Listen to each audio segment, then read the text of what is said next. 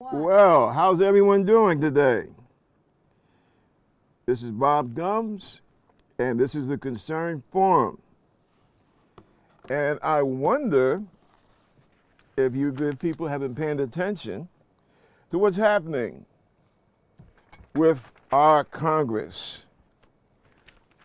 Or is it really our Congress? I really don't know, because technically they're closed down. We don't have a Congress because it seems like the Republicans refuse to get their stuff together.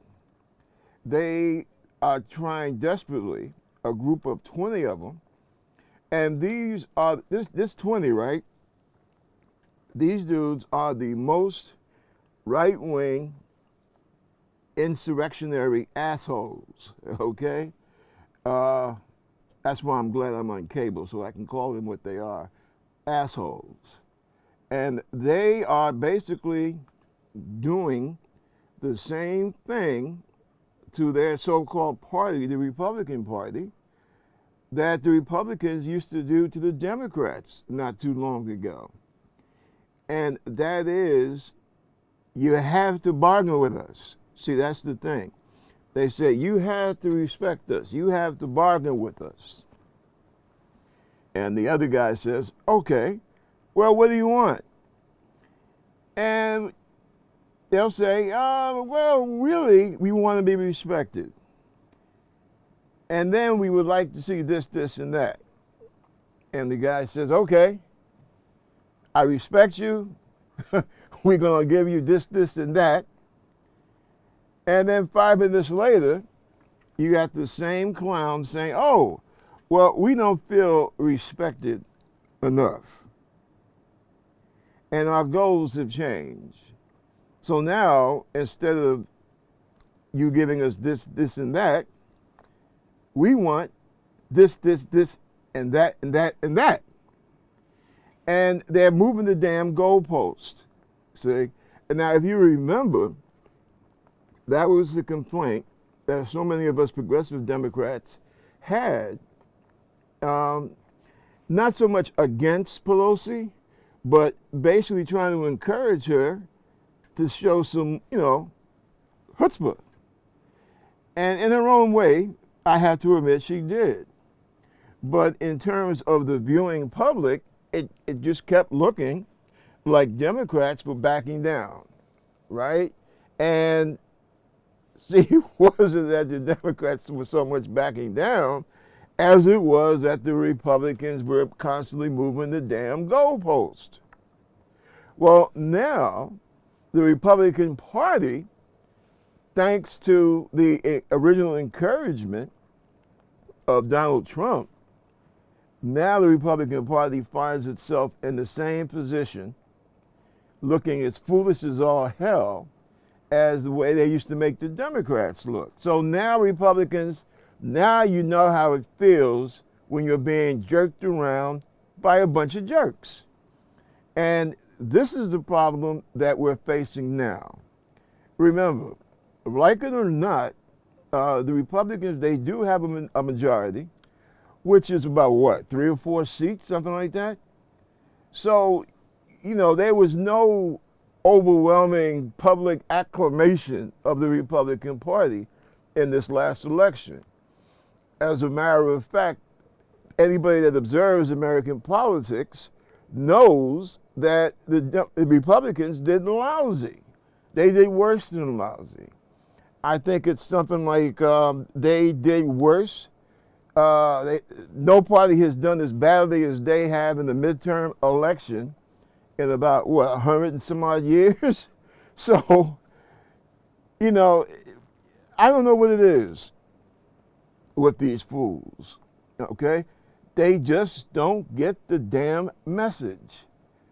The majority of the American people don't like what the Republican Party has to sell.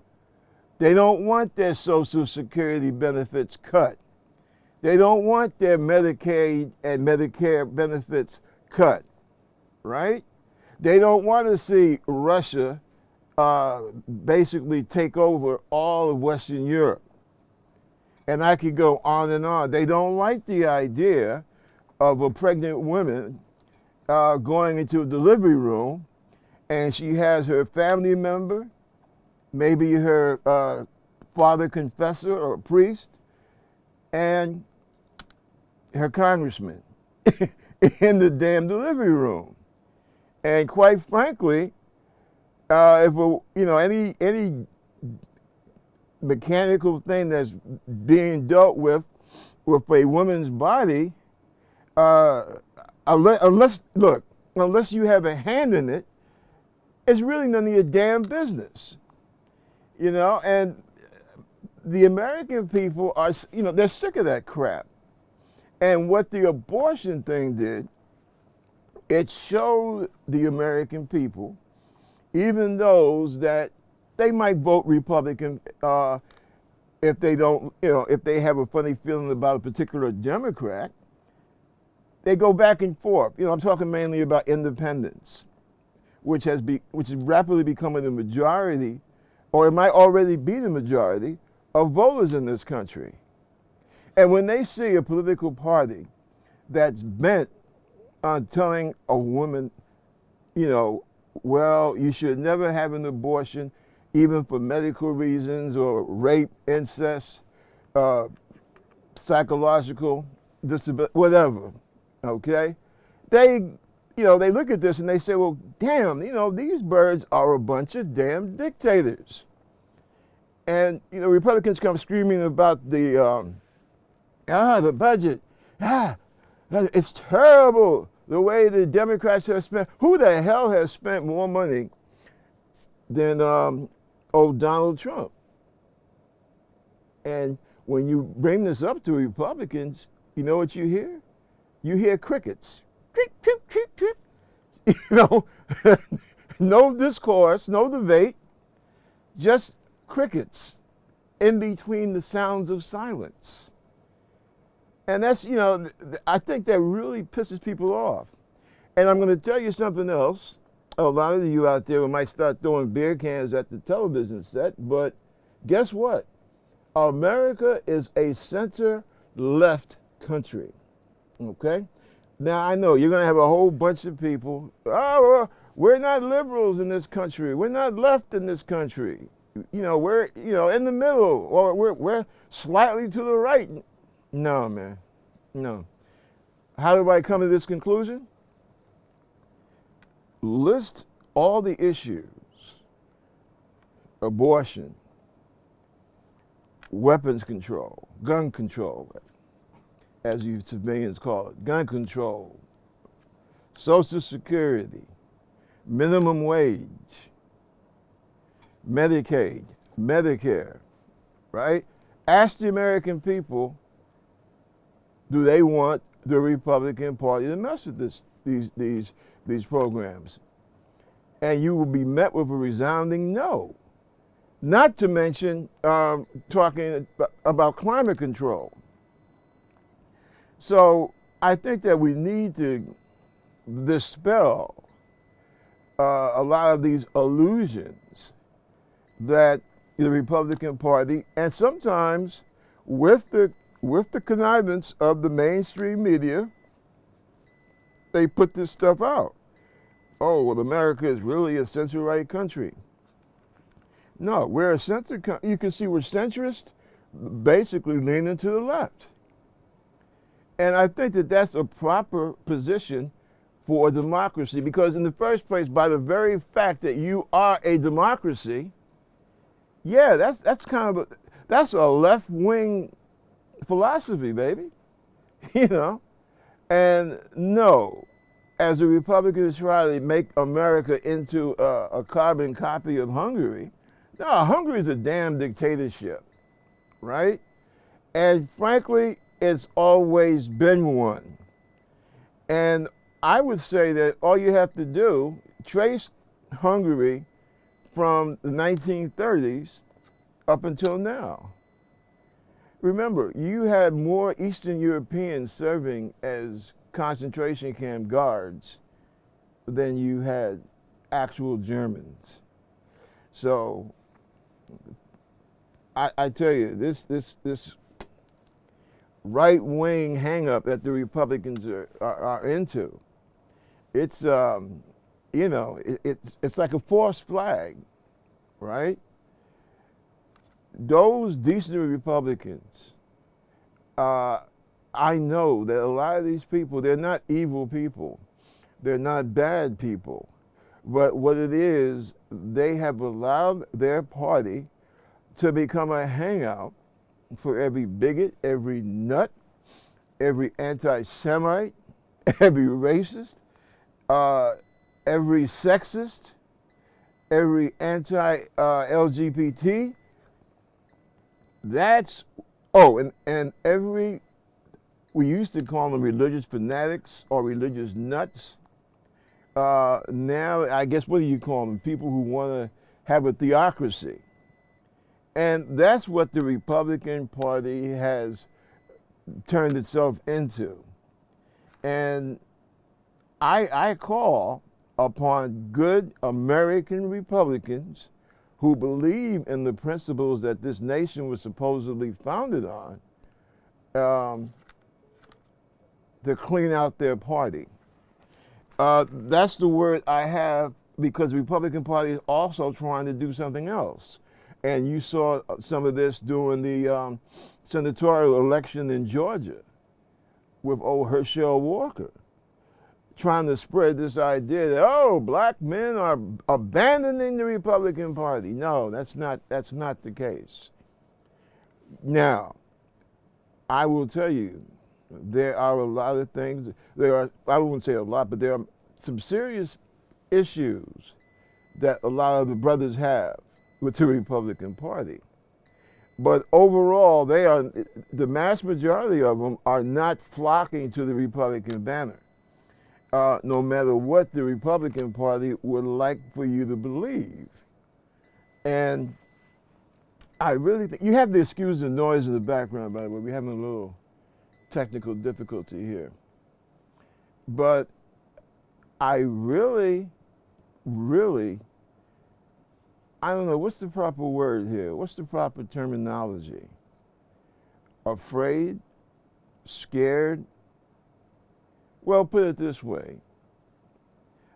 I look with a lot of concern upon what the Republican Party, these clowns who have found their home in the Republican Party and who have seem to have taken over the Republican Party. We, as Americans, we need to worry about this. We really do. Because, I don't know, a lot of these people, I think that they go to bed with Hitler's Nuremberg Push. You know, in 1924, he and a bunch of his guys tried to overthrow the government of what area was that? I believe it was Nuremberg. And it failed. But see, they did actually plant a seed that eventually led to Central Europe's destruction. And see, we cannot allow these same type of people to do the same thing here. And another thing they enjoy doing, they like to pit urban America, the cities, against the cities and the suburbs, against the rural area. Listen, folks, I know this might sound kind of harsh, but you know, really, you folks out there in rural America, you kind of brought about your own destruction. Why? Because you keep voting for people that, number one, really don't give a damn about you, okay?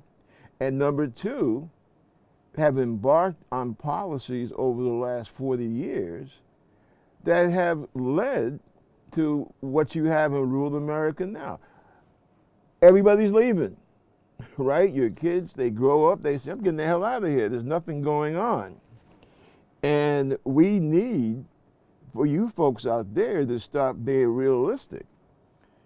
Not just for, just for our sake, but for your own sake, because you are part of, you are America.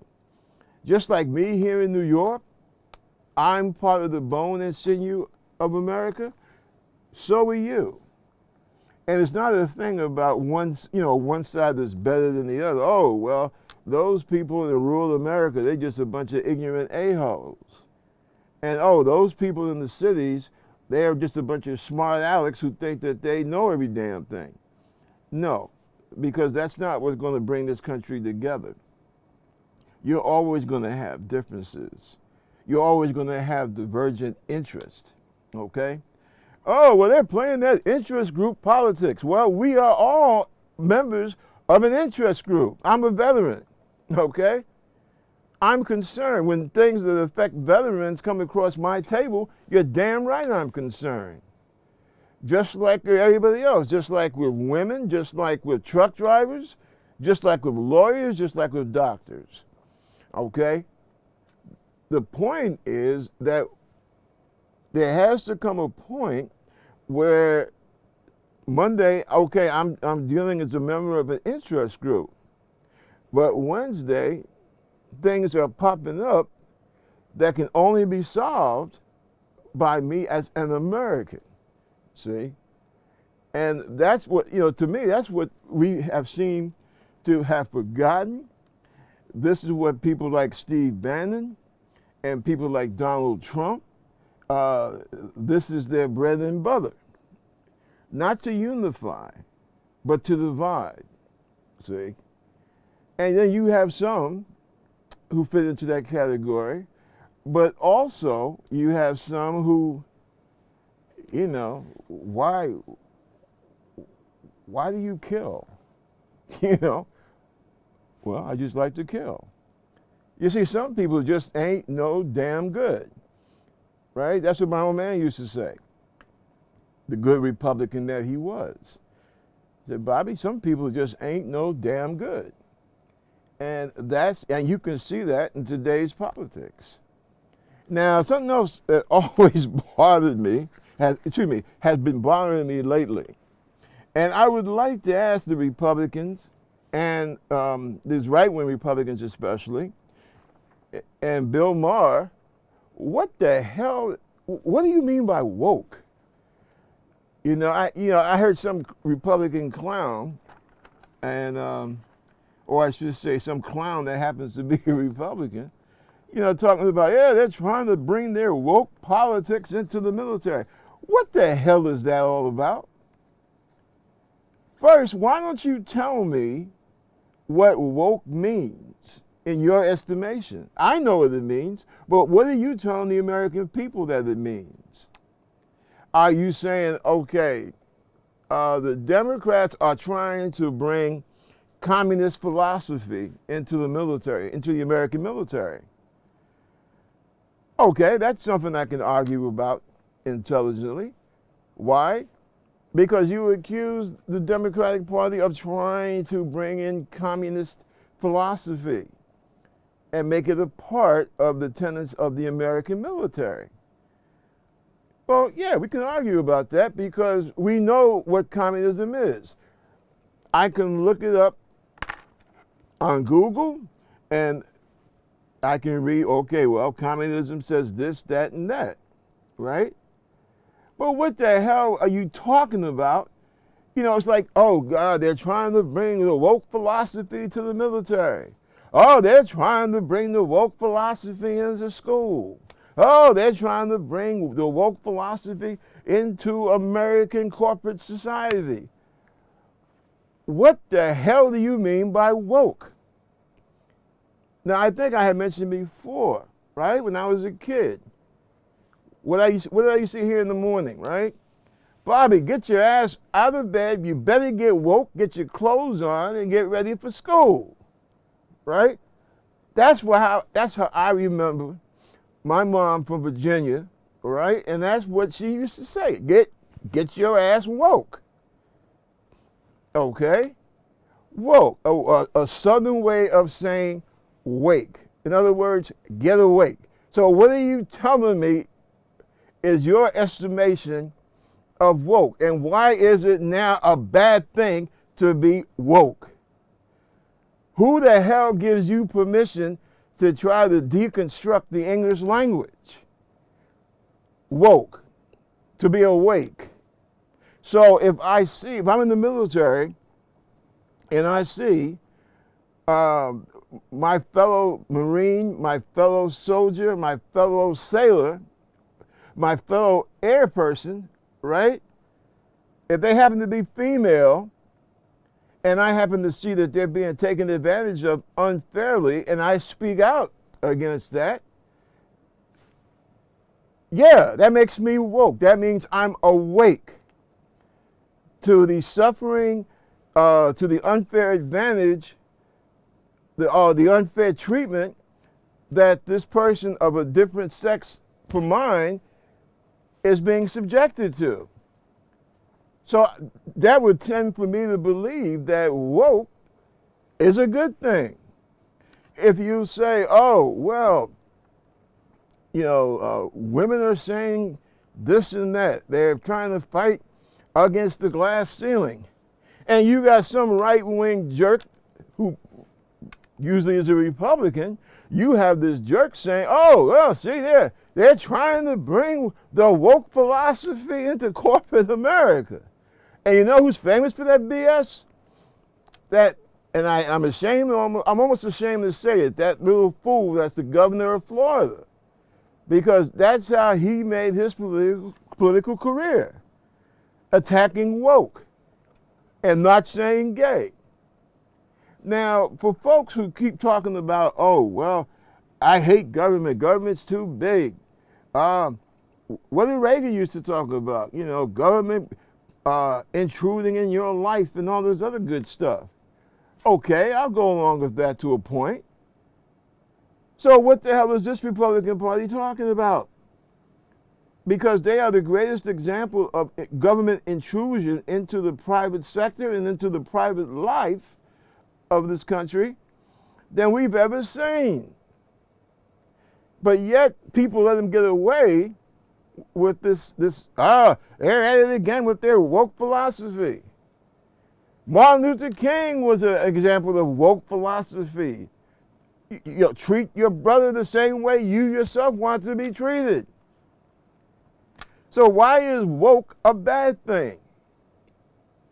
I could see somebody saying, well, the idea of taking off your underwear and your pants and sliding down a hill full of broken glass, I think that's rather stupid.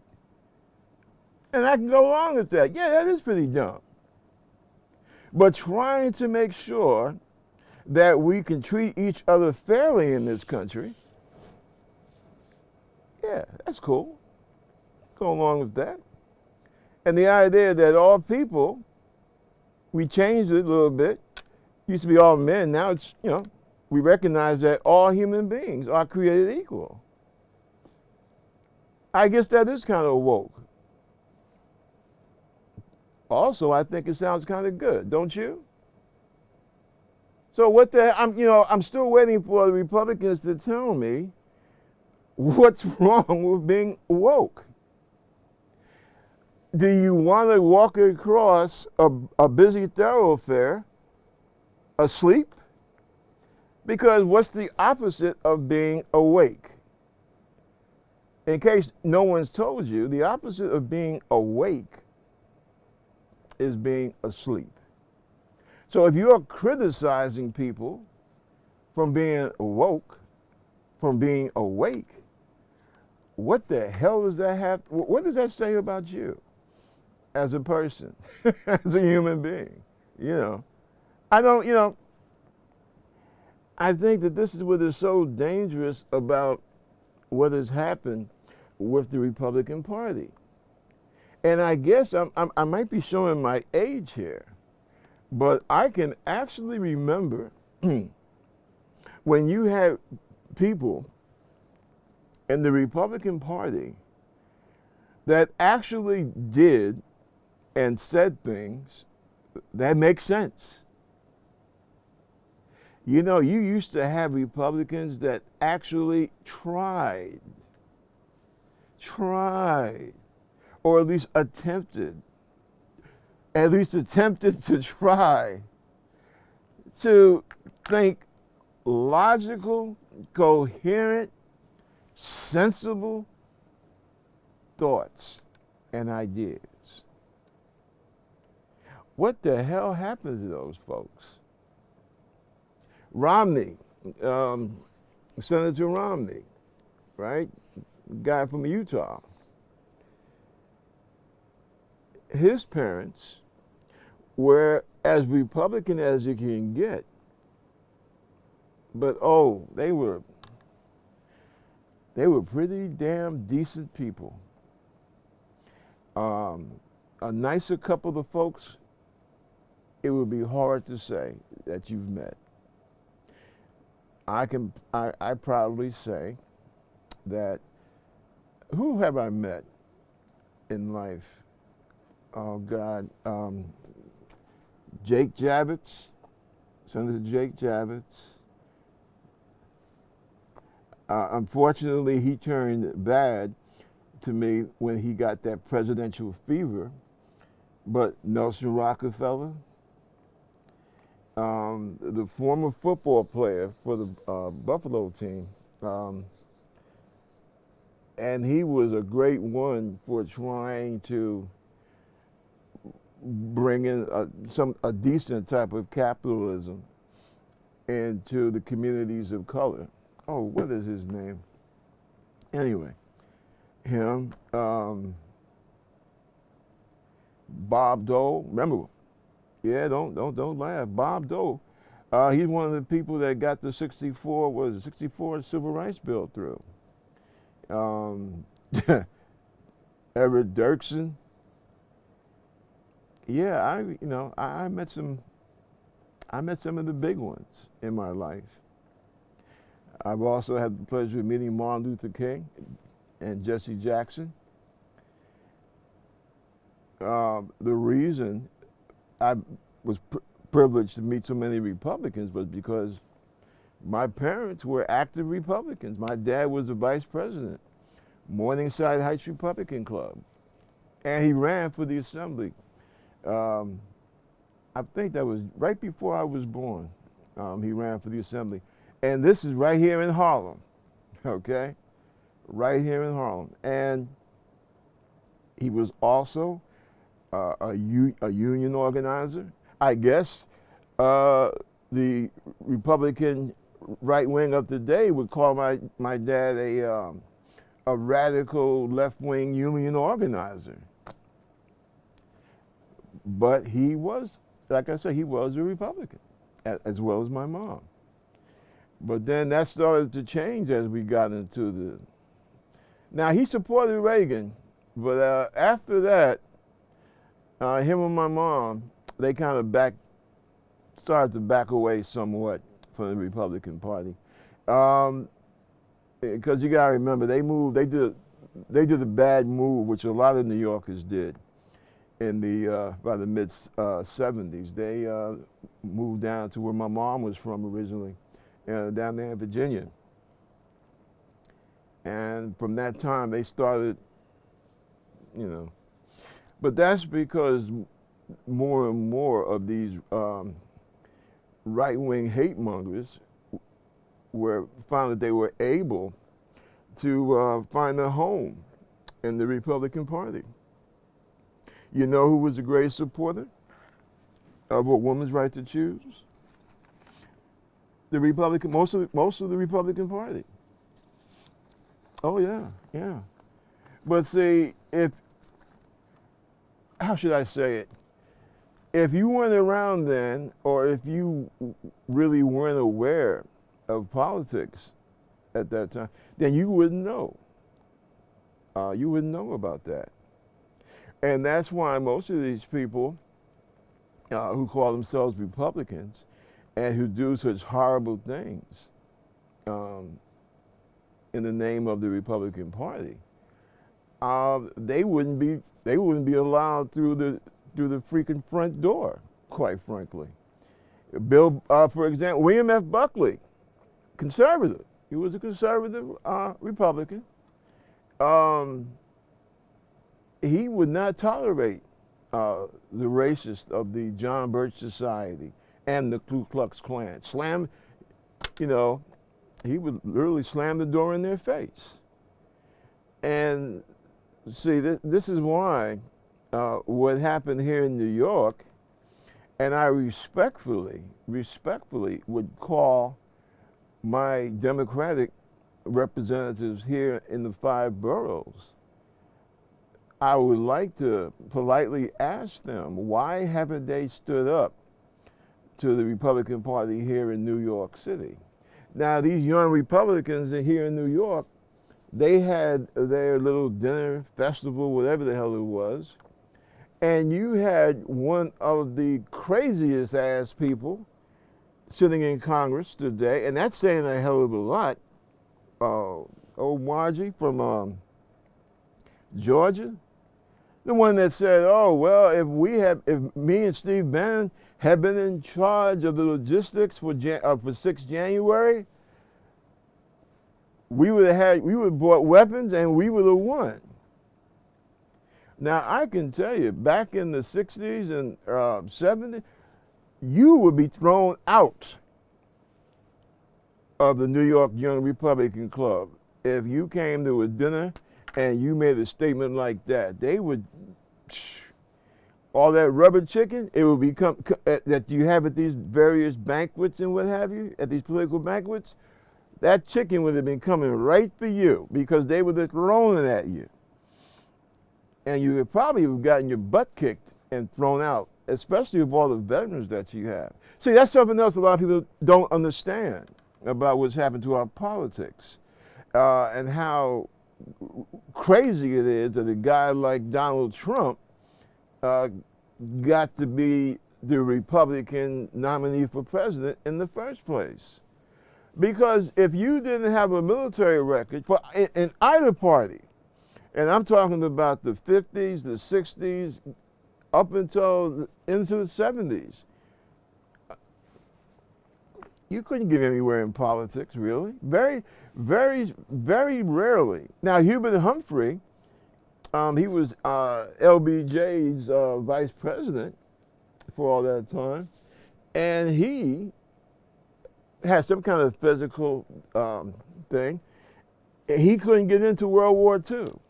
So what he did, he hooked up with the Red Cross, and he did a lot of great, like volunteer work and stuff like that during the war. But sometimes that came to bite him on the butt, the fact that he didn't serve in the military. Now it's so different, and as a matter of fact, you have some people that they were in the military and they turned out to be, they weren't Sergeant York, they were like Benedict Arnold, okay? People like Bannon, people like Trump's first, his first press person. Yeah, you got a couple of them. That clown that runs around with Giuliani, the one that Obama warned Trump about, Flint, what's your name, Flint, whatever. Yeah, you have a few people like that. But that's another thing that we could be thankful for. By and large, the majority of our military people, especially our high-ranking officers, they despised Trump. And it's not just because of the fact that he was a draft dodger 5 times over, or was it 6? Well, one of them, either 5 or 6. But it wasn't just that alone. It was also because of the fact that he had such negative things to say about kids that go into the military, calling us losers and what have you. To him, patriotism is a joke. And the fact that he has found people in this country, poor people even, who are silly enough to contribute to anything that he does, whether it be a political campaign or any kind of fundraising, for them to give this guy money, I think it's tragic. I really do. And most of these people have either been in or had sons and daughters who have served in the military. Why are you going to support a guy that says that your daughter was a loser because of the fact that because she served her country? See, at this late day and age in this country, the fact that we have that kind of hate, because I know Obama shook up a lot of things. There are things with Obama I vehemently disagree with, but he did a very great thing. The first openly man of color, the first black American to become president of this great republic.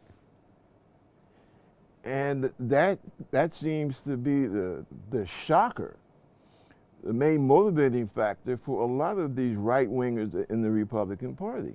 Now, you see where their heads are at, because when they took over the Capitol for those several hours, beside the Trump flag being waved prominently, I also saw the Confederate flag. How many of you all out there saw the old stars and bars being waved? Imagine that. Oh, imagine that the Confederacy could never take over, could never break through the fortifications of Washington, D.C. throughout the whole Civil War. They came close once or twice, but they were never able to penetrate it. But in 2021, January 6th, they finally made it. And I worked in that place. That was a part of my life, Capitol Hill. And to see that damn Confederate flag, also the Confederate flag being used to assault and injure Capitol police officers. Yeah, I was personally hurt by seeing that. And our country was hurt by that, not just here at home, but around the world. And see, that's something else that we have to really take into serious thought. The Republican Party, they have damaged this country so much. And those decent, truly American Republicans that are still left in that party, I wonder how they feel about that. Their party basically gives the impression that they would be more comfortable with Putin as head of state than Joe Biden. And that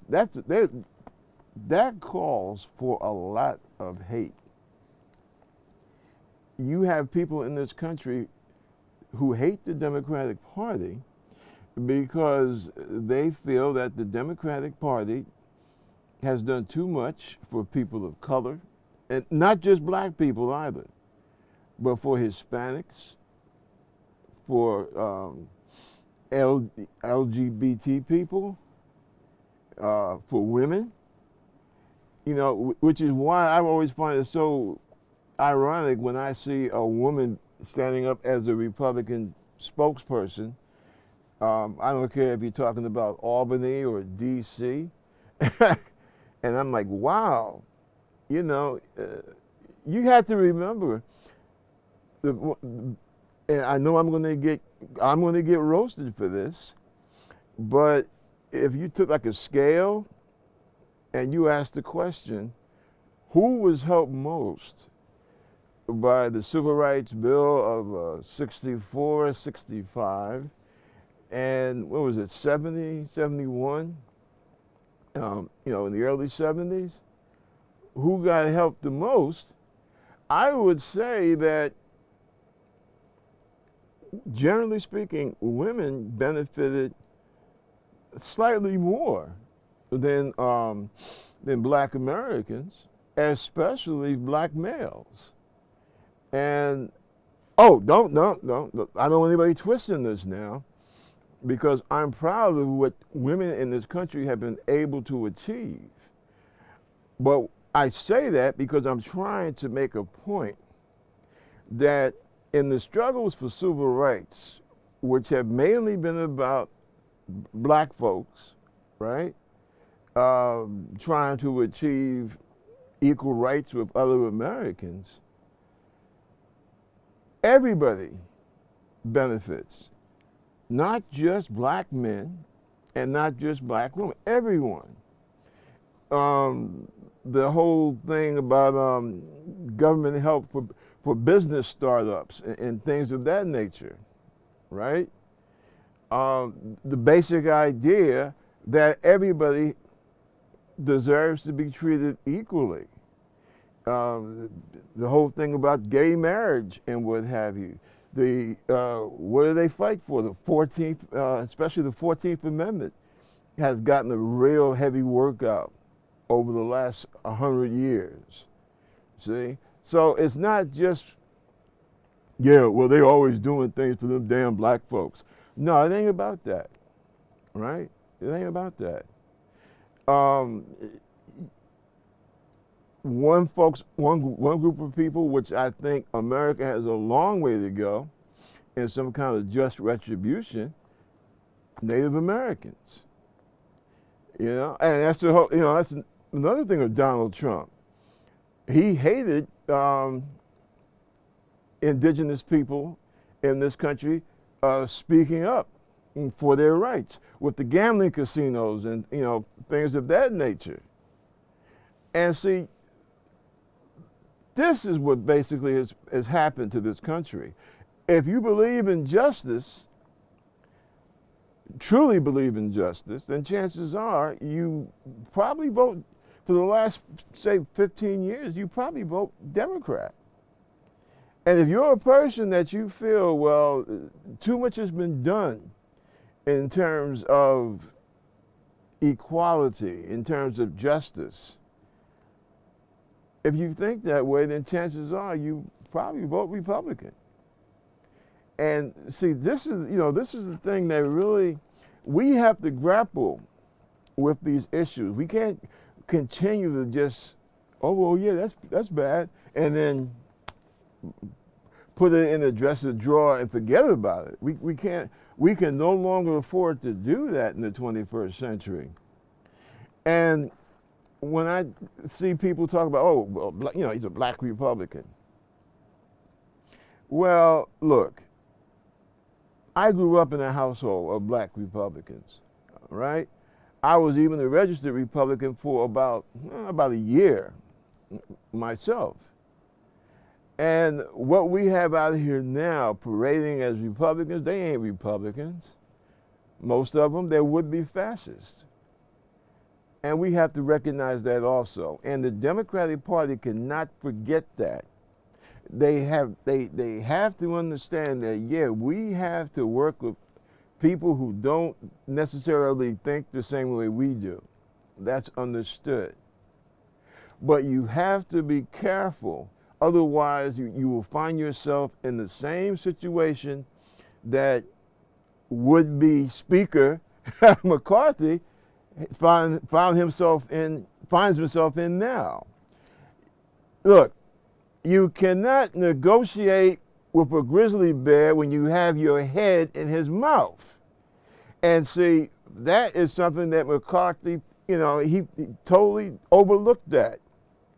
Now, when he first spoke to Trump on January 6th, right?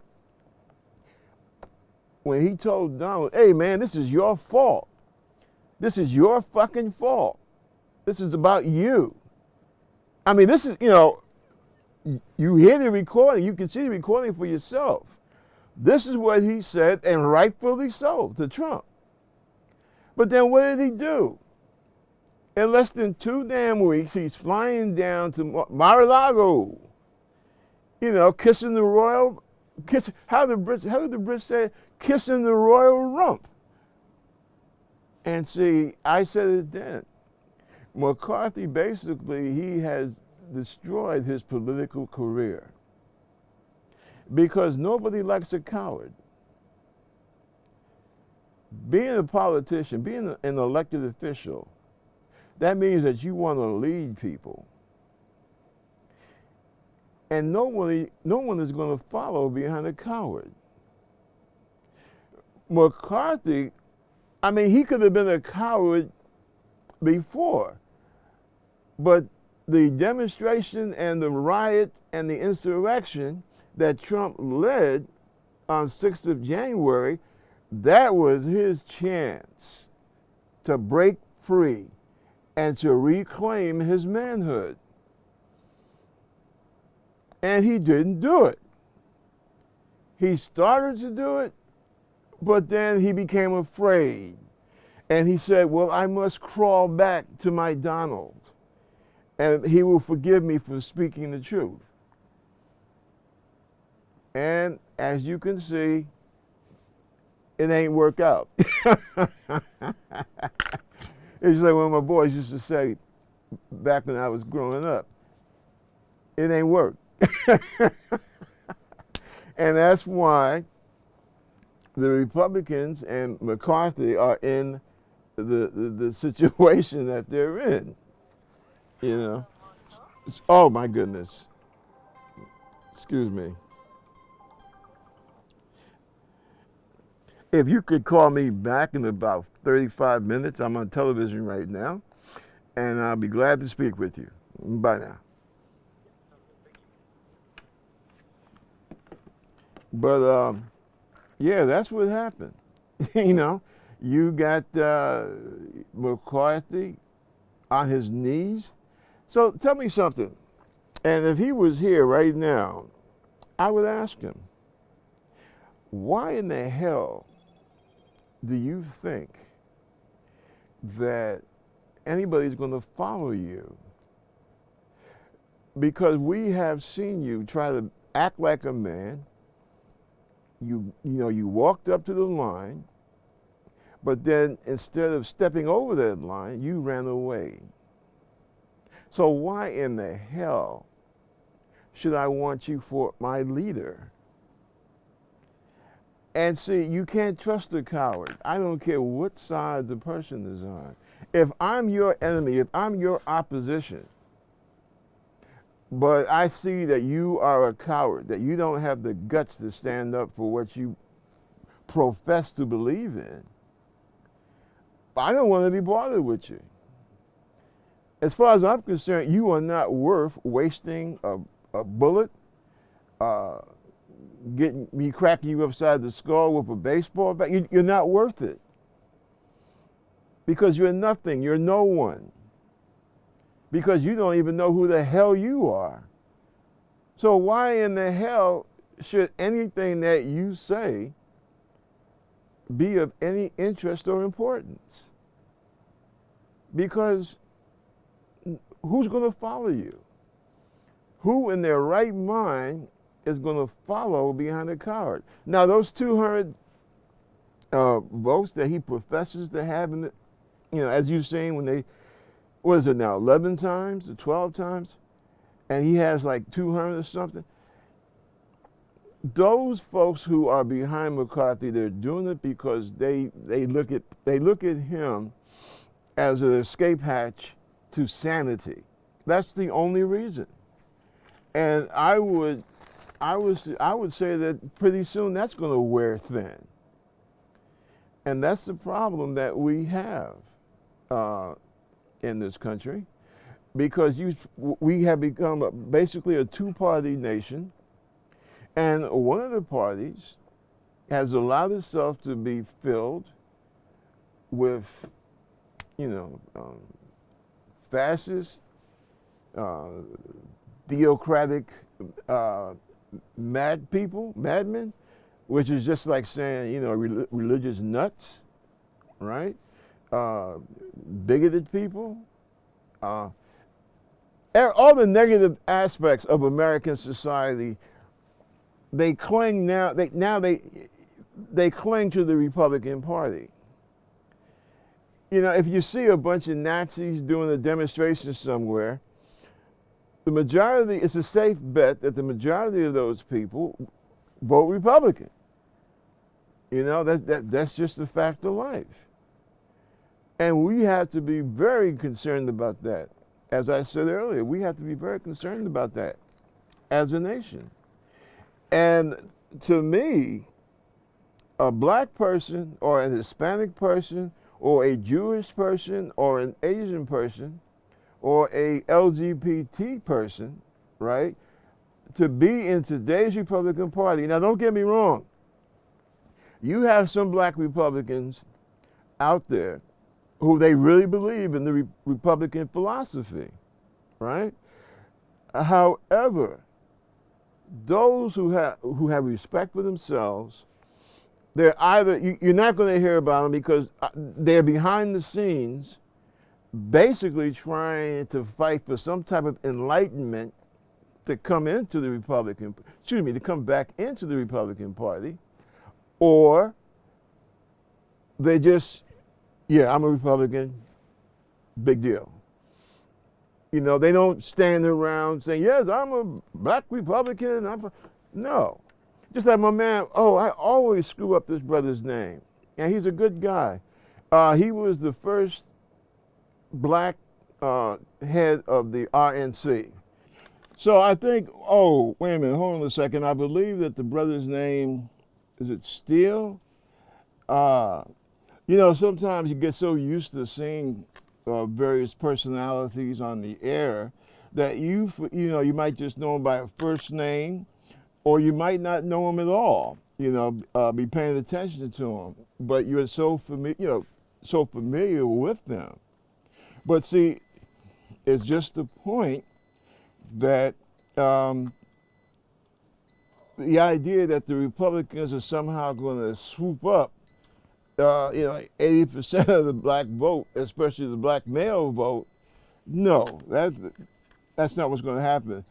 I am concerned about the possibility that brothers might decide to stay home on election day. I think the Democrats have more to fear from something like that than to have to worry about people, changing their party to, well, yeah, I'm just going to vote Republican.